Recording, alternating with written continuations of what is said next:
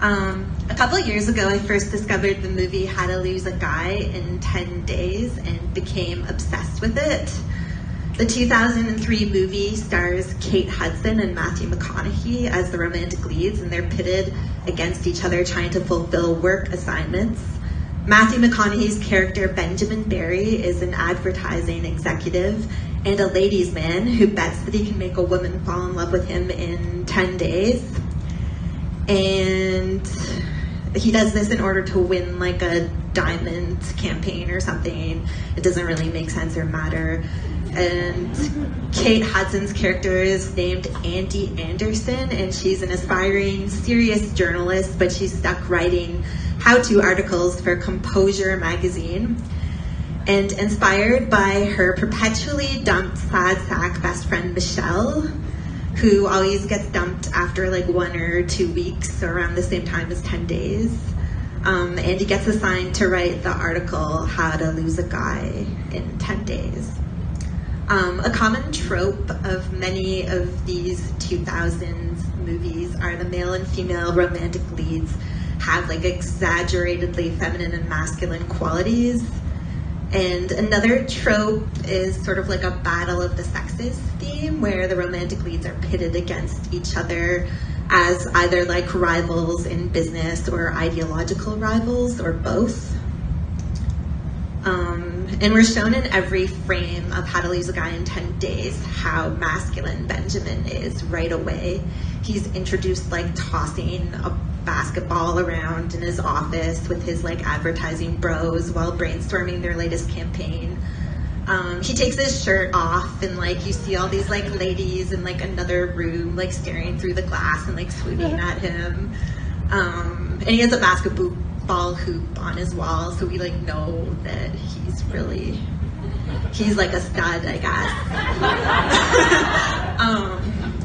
And Andy's best friend Michelle is the one who inspires the plot and always drives men away, and she's first shown sobbing in her room after a breakup.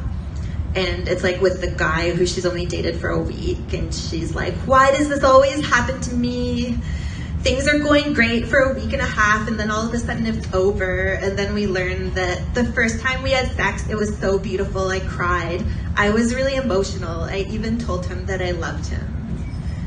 And Michelle's problem isn't just that she's crying all the time, but she's also coded as like really excessively, grotesquely feminine. Like she's always shown wearing pink or like some kind of floral print. She like has like a matching handkerchief and like a floral print dress that she is like wearing when she's like blowing her nose dramatically at the beginning. So Andy's offensive, that I guess is like loosely based on Michelle, to terrorize her new boyfriend and force him to break up with her in 10 days, involves putting on a performance of heightened, terrifying femininity. During the pitch meeting, Andy says she intends to scare men off using the classic mistakes that most women make all the time. But her performance as Ben's new nightmare girlfriend is like more reminiscent of a John Waters movie. She intends to embody everything men hate and explains that she'll be clingy, needy, touchy-feely, and her number one weapon is also going to be crying all the time. Some of the things Andy does to torment Ben during the course of the movie are calling him baby names like Benny, Benny Boo, and Benny Wenny, making him go see chick flicks like Sleepless in Seattle, where she causes a scene and gets him punched, tricking him into going to a Celine Dion concert, making him miss a Knicks game, redecorating Ben's entire apartment pink and putting a pink lid and doily on his toilet seat and teddy bears on his bed, filling his cupboards with menstrual products. And this one, he like literally screams when he sees the menstrual products in his cupboard. Replacing his CDs with girly music like Tori Amos, Fiona Apple, Carly Simon, and Jewel, making him go to a vegan restaurant and then crying, calling his penis Princess Sophia, buying him a tiny dog and making him the dog wear matching plaid outfits, ruining boys' poker night by crashing it, taking away their cigars, making them eat cucumber sandwiches, and then like crying and causing a scene. And this one was my favorite. She makes a scrapbook, which is like a photo album where she like photoshops that she like does like a Photoshop composite of their like faces to make their children, and then like photoshops them into all these like scenes together. I really want to try that on like a like second or third date. So yeah, the real Andy is like clearly is like not like that, and she's supposed to be perfect because she loves hockey and like eating hot dogs and like she's likes politics, though that isn't really discussed in the movie except that she's like supposed to be a serious political journalist. But it's like the fake Andy who scares the men off in 10 days who is the one who's perfect to me. So around the time I first saw How to Lose a Guy in 10 Days, I'd just been diagnosed with borderline personality disorder, and my own relationships had been resembling something out of a horror movie for years. So I guess I kind of like related in an odd way to this movie. And even though the article that Andy writes is supposed to be about common mistakes that women make, Andy's persona is like clearly coded as being crazy in the movie, and like Ben is like caught like whispering that about her during like boys' poker night that she ruins. So finding and watching other horrifyingly bad and dated romantic comedies from the early 2000s became comforting to me as I navigated my own horrifying love life. And many romantic comedies seem designed to embarrass us into never wanting to date or have sex again.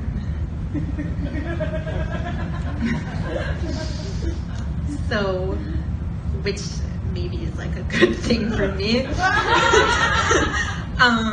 In He's Just Not That Into You from 2009, which is based on a self-help book of the same name, one of the main characters, Gigi, is shown as undateable and perpetually unlucky at love. She's obsessive to the point of almost being a stalker. And one of the premises of the movie is that women are programmed since early age to believe that if a man is a total asshole to you, it's because he likes you. So Gigi meets Alex, the male romantic lead, after staking out the bar he runs in an attempt to run into her latest disinterested date who ghosted her. And Alex gives her advice that her date is never going to call her back because he's just not that into you. And he says, if a guy doesn't call you, it's because he doesn't want to call you. If a guy is treating you like he doesn't give a shit, then he genuinely doesn't give a shit. And he ends up coaching Gigi on dating until they inevitably fall in love.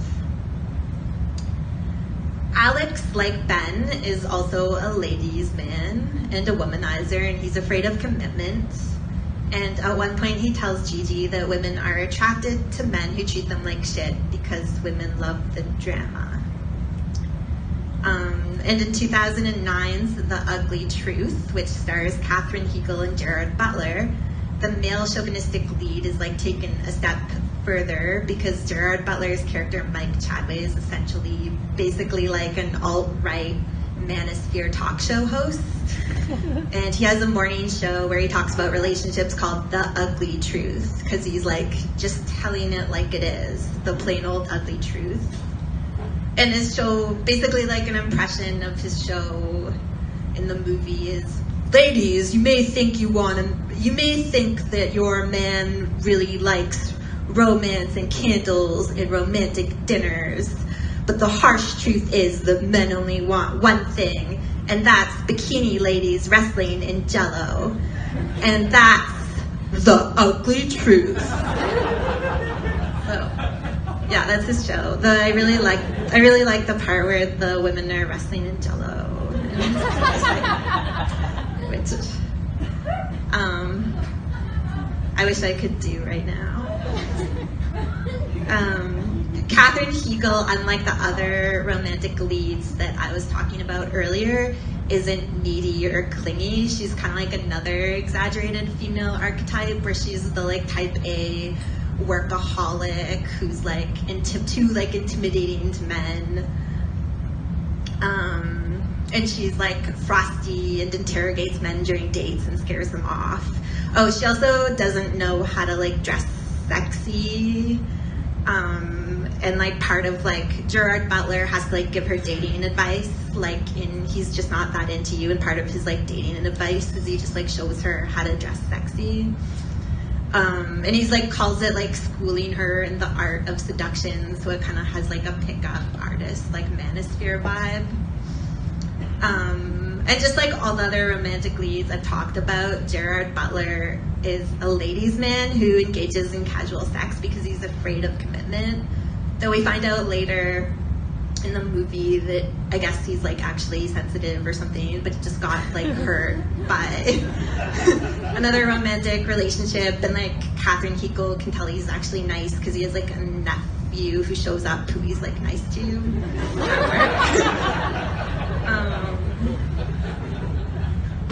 And another movie that kind of fits with this theme and is like a personal favorite of mine, and just like in terms of how bizarre the concept is the 2000 romantic comedy What Women Want, starring Mel Gibson. I think they like are doing like a gender reverse. They just released a gender reverse like version of that recently. And he stars as an advertising executive who's like a sexist alpha male.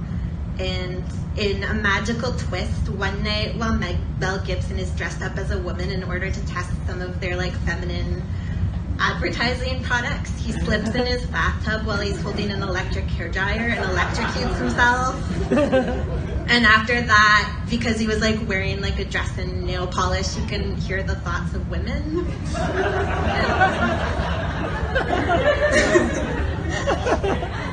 By women, also that like includes female dogs. Or like one dog, there's like one dog who he fears in the movie. Oh, and like most of the women are like thinking about like dieting or being insecure all the time, or about how hot Mel Gibson is, or about how much they hate him because he's like always sexually harassing them at work. So like that is like driving him crazy too, because he can like hear the thoughts of all these women who are like, "Fuck you, Mel Gibson! Stop sexually harassing me in the office." Yeah, and like in the other movies, he like eventually softens because he falls in love, and in this case, his like magical powers help him develop like better empathy for women. I'm going to talk about a movie that's like a little different from the others I've covered, and it's May from 2002. And it's a horror movie, but I would say the most realistic. May is a 28-year-old recluse because as a child she had a lazy eye and was bullied. So her only friend her entire life was a doll that her mother made for her and gave to her for her birthday, that's like also encased in like glass that she gave to her to be her only friend. And the doll kind of looks like a creepy like version of Kate Bush.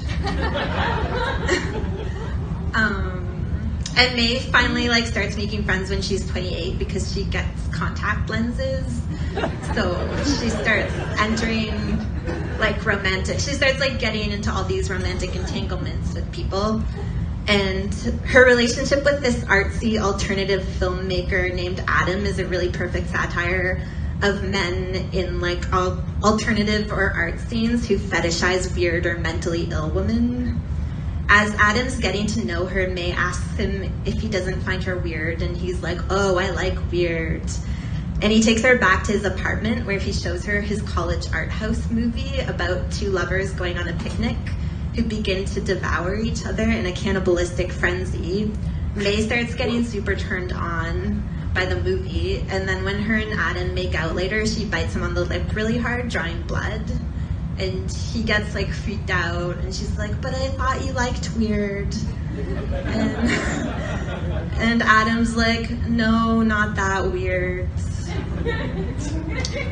And later, she overhears Adam having a conversation with his friends about how crazy she is. So after May gets dumped by Adam and betrayed by her lesbian lover Polly, she realizes she can never be loved by a real person and has to make her own friends, like her mom did for her. So she goes on a murderous rampage and makes her own doll out of the body parts of her former lovers. Woo! There's a couple other oddities from the early 2000s that didn't fit my theme, but that I just wanted to cover the plots briefly because I thought they were worth mentioning, and maybe not a lot of people have seen them because there's just like so many crappy movies that are made that slip through the cracks. So there's a movie from 2003 called Leather Dreams that stars Tom Hanks as a single father who runs an upholstery repair store in downtown Toronto. One day, a quirky young woman comes in and asks him to repair her love seat, and he immediately falls in love with her. So he decides that the only logical thing to do is to fuck with her love life by booby-trapping the love seat. The woman tries to bring multiple dates back to her apartment, but every time the booby-trapped love seat fucks with the guys, so they all get creeped out and leave. Not understanding what she's doing wrong, she plans on getting a liposuction until Tom Cruise confesses at the last second to booby-trapping the seat. She thinks it's really sweet, even though she's initially pissed off in the dramatic climax. And through Tom Hanks' love, learns to love her body and accept herself. The 2006 movie Safety Net stars Nicolas Cage as a low-level employee at a Foxconn factory in China that makes iPhones. Work conditions are brutal, but Nick Cage needs to pay for his alien mother's treatment, so he gets through the day by reminding himself he's doing it for her and by writing poetry about his existential despair.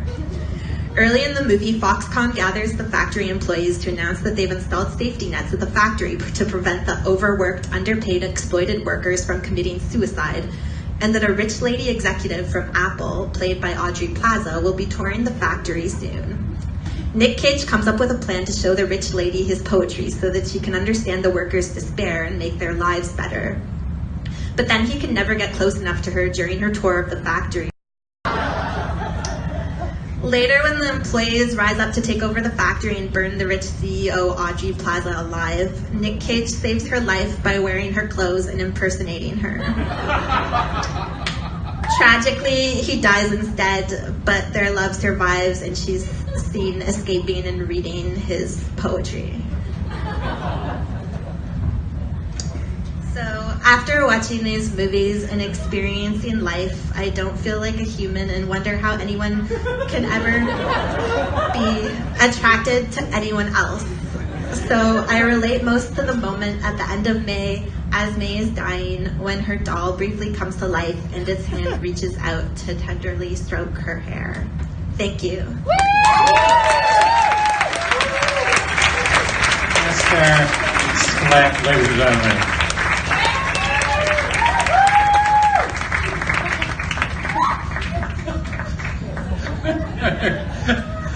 Are there, it's people don't realize that they often get a little hungry during the Q&A. And it's a real problem. Most people don't prepare for that, so it was thoughtful. But also if they bring a messy snack, then it might get somewhere, so you thought, oh, that's good. Oh, I was going to blow my nose in case I cried. So. Excellent. Are there any questions? Anything I would like to know? Oh, shit. Yes, over there. Yeah, back there, yeah. Yeah. So I went to an art exhibit about the featuring a poet worked at Foxconn. Also tried to commit suicide and eventually succeeded. And I was wondering if you know anything about that, if that's a related story. Like, You went to an art exhibit about a poet at Foxconn who committed suicide? That's why I said worker. Basically everything about that story up until him landing in the car of the woman and having a romance was true. I don't know. Does that answer your question? Sure. All right, there we go. And that's how it's going to be. Anything else? Yes, you all the way in the back. Yeah. So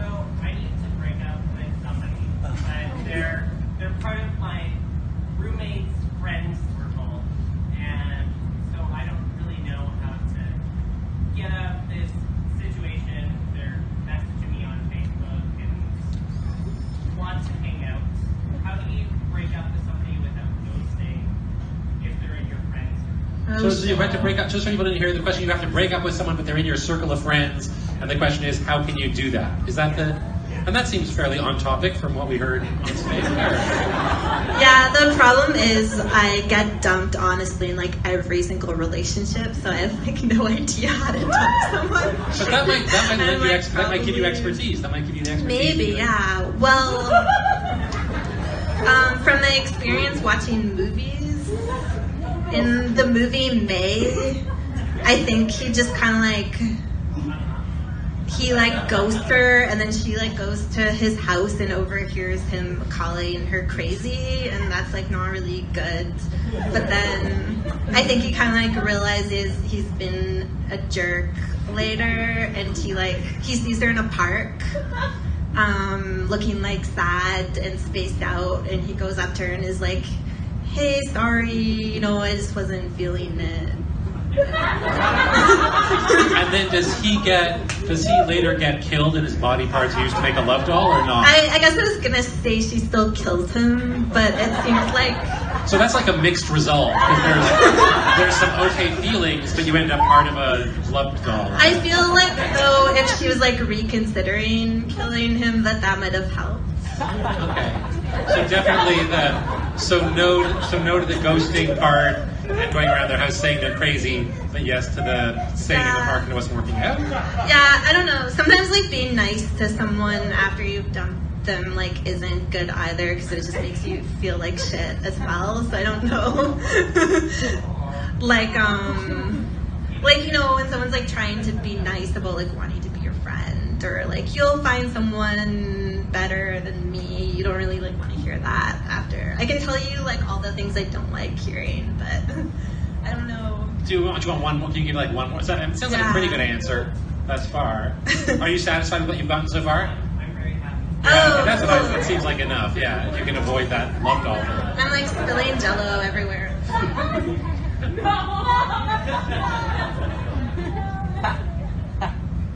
It's okay. We'll wait. Someone can ask the question. I'm listening. Oh, that's true. All right. You brought a newfound efficiency to the process here.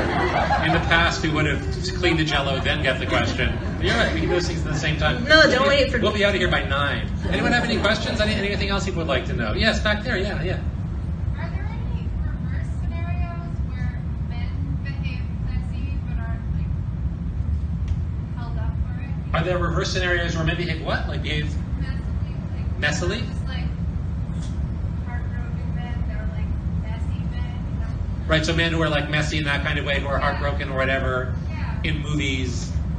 Are there any movies where that where that reverse of that scenario exists? Oh, there probably are. I just like wasn't watching them for this talk,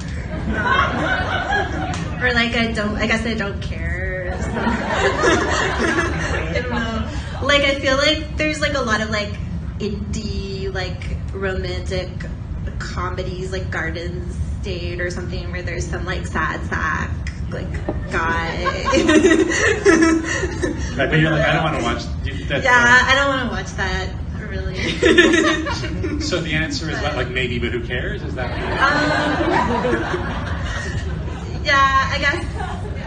I guess it's like not really. Well, maybe if he was like super messy, I'd be into it, as opposed to just like looking for like a manic pixie dream girl or something. So there you go. Does that answer your question? I'm sorry, I can't come up with a good example. Right, well, that's okay. Yes, over there. Yeah. Have you seen As Good as It Gets with?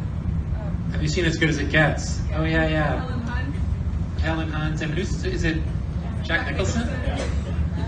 Oh, it's kind of, I can't remember. It's kind of, what's the general plot? He has OCD, isn't that the... He has all kinds of complications. What's that?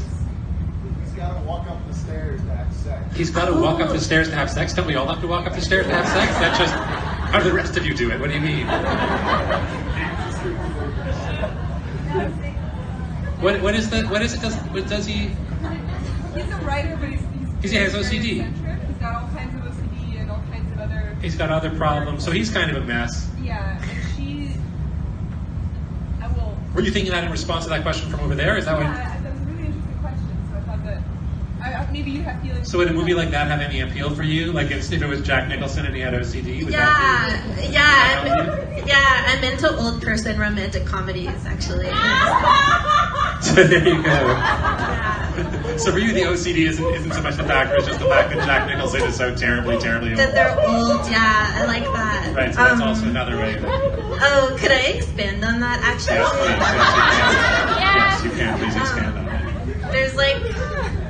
There's like a romantic comedy that came out last year that I was really obsessed with called Book Club, and the premise was all these like older women read 50 Shades of Grey and like get all horny at their like book club and then like reevaluate their love lives.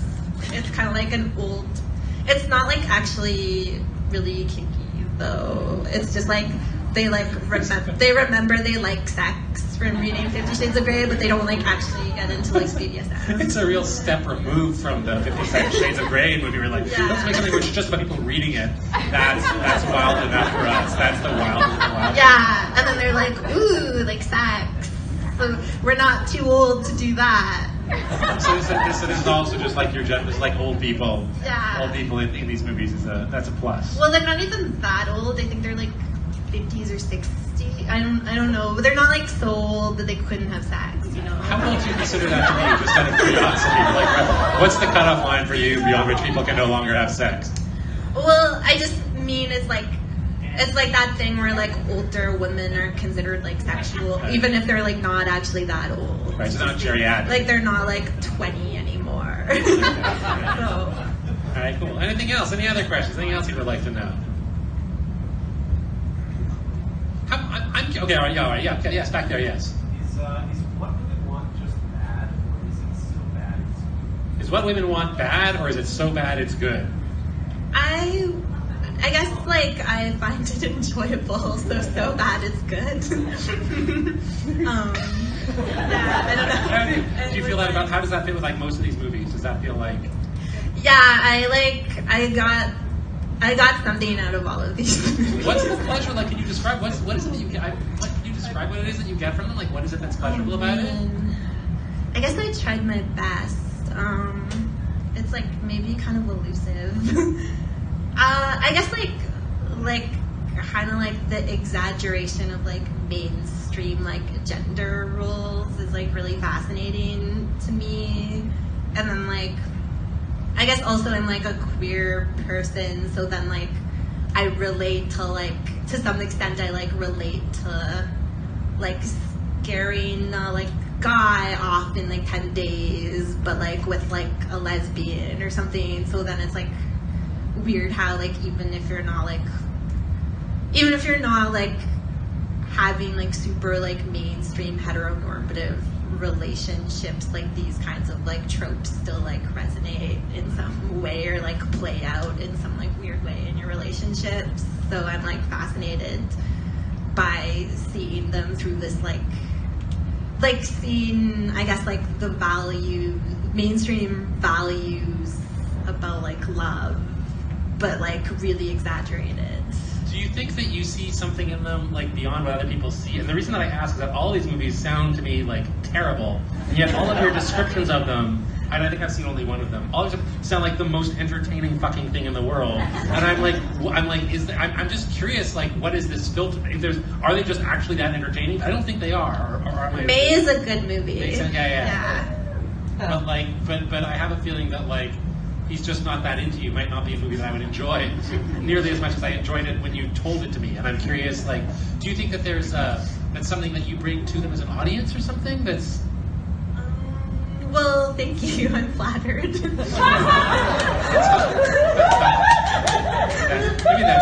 that's all I was really looking for. Yeah. Oh my God. Yes, you, sir. Yes.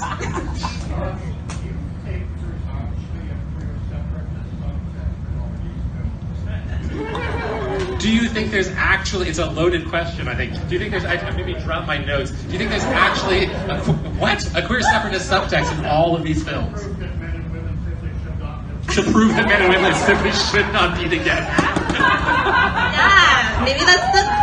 Yeah, maybe that's the goal of them, to just like incite a revolution because they're so horrifying. Like a queer, like, Yeah. Yeah, no, I'd buy that. Well, that seems like a good conclusion to end on, so I'll wrap it up. Ladies and gentlemen, please thank Esther Splett, ladies and gentlemen. The amazing Esther Splett. And that was Esther Splett. This was Trampoline Hall. We will take a break of 10 minutes and we'll be back with your second lecture of the evening.